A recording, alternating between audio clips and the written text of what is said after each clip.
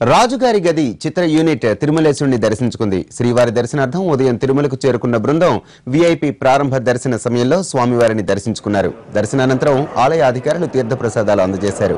రాజుగారి గది సినిమాకు హిట్ చేసిన ప్రేక్షకులకు అభినందనలు తెలిపారు సినిమా దర్శకుడు ఓంకార్. ఈ చిత్ర రెండో భాగాన్ని తీస్తున్నామన్నారు.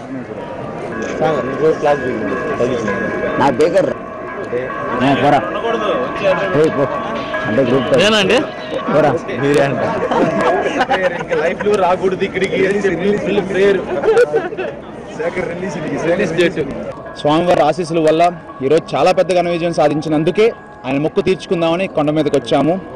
సో మీ అందరి బ్లెస్సింగ్స్ డెఫినెట్గా చిన్న సినిమాలకు ఉండాలి. ఉంటే కొత్త టాలెంట్ కూడా బయటకు వస్తుంది. నెక్స్ట్ ఆల్రెడీ 2 సబ్జెక్టులు రెడీగా ఉన్నాయండి. ఎక్కడికి వెళ్ళినా కూడా అంటే వైజాగ్ నుంచి స్టార్ట్ అయింది.